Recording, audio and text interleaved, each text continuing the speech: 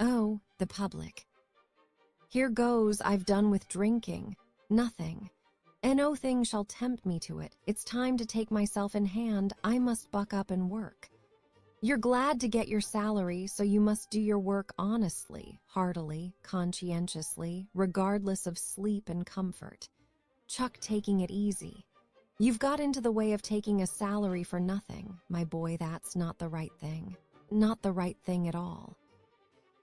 After administering to himself several such lectures, Podtiagin, the head ticket collector, begins to feel an irresistible impulse to get to work.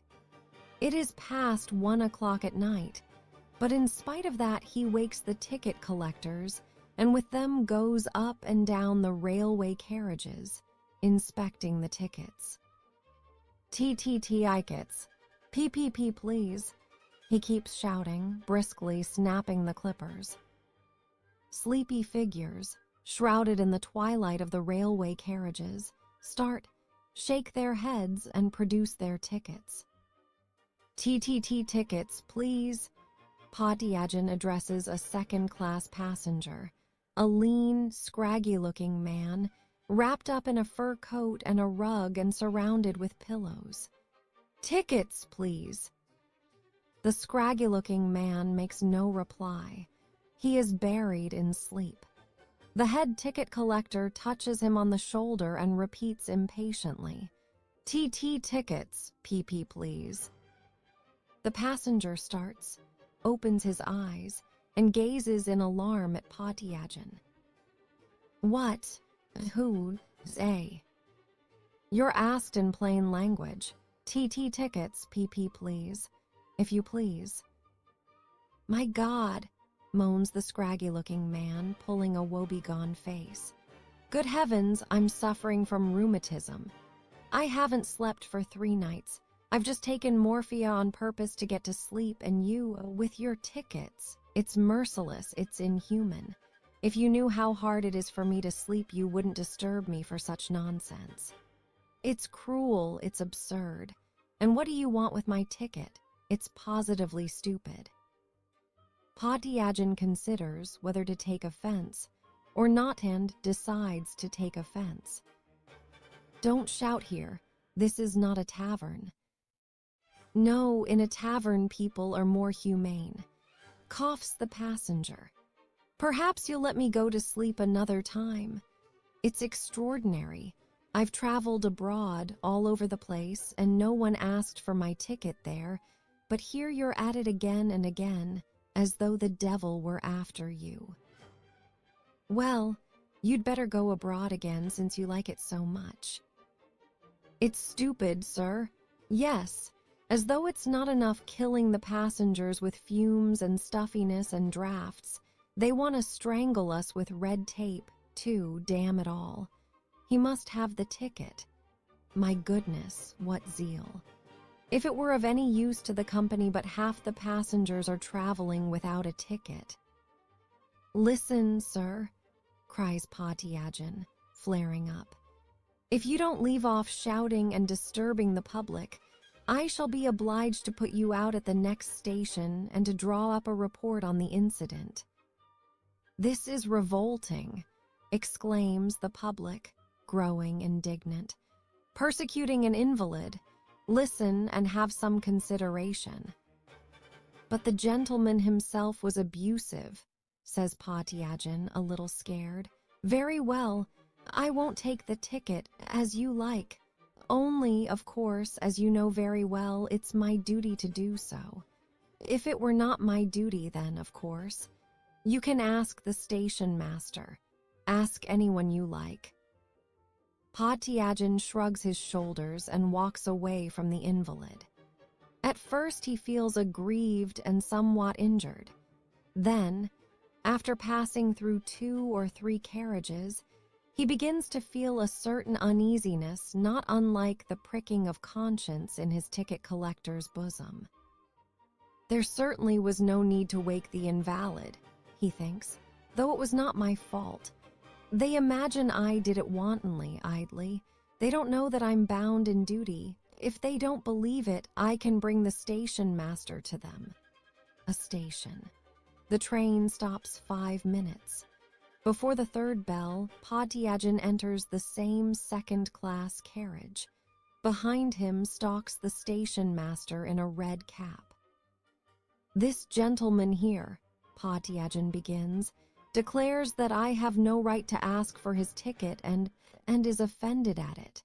I ask you, Mr. Station Master, to explain to him. Do I ask for tickets according to regulation or to please myself? Sir," Podtyagin addresses the scraggy-looking man, "Sir, you can ask the station master here if you don't believe me." The invalid starts as though he had been stung, opens his eyes, and with a woebegone face sinks back in his seat. "My God, I have taken another powder and only just dozed off when here he is again. Again, I beseech you have some pity on me. You can ask the station master whether I have the right to demand your ticket or not. This is insufferable. Take your ticket. Take it. I'll pay for 5 extra if you'll only let me die in peace. Have you never been ill yourself? Heartless people. This is simply persecution." A gentleman in military uniform grows indignant. "I can see no other explanation of this persistence." "Drop it," says the station master, frowning and pulling Podtyagin by the sleeve. Podtyagin shrugs his shoulders and slowly walks after the station master. There's no pleasing them, he thinks, bewildered. It was for his sake I brought the station master, that he might understand and be pacified, and he swears. Another station. The train stops 10 minutes. Before the second bell, while Podtyagin is standing at the refreshment bar, drinking seltzer water, 2 gentlemen go up to him, one in the uniform of an engineer and the other in a military overcoat. "Look here, ticket collector," the engineer begins, addressing Podtyagin. "Your behavior to that invalid passenger has revolted all who witnessed it. My name is Pusitsky. I am an engineer, and this gentleman is a colonel. If you do not apologize to the passenger, we shall make a complaint to the traffic manager, who is a friend of ours." "Gentlemen, why of course you." Podtyagin is panic-stricken. "We don't want explanations, but we warn you, if you don't apologize, we shall see justice done to him." "Certainly I'll apologize, of course, to be sure."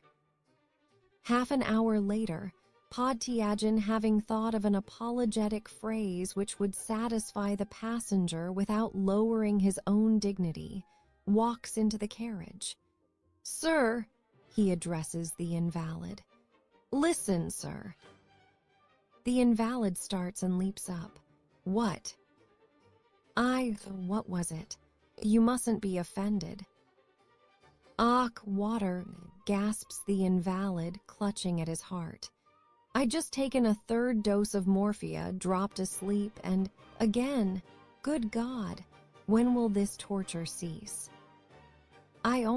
You must excuse." "Oh, put me out at the next station.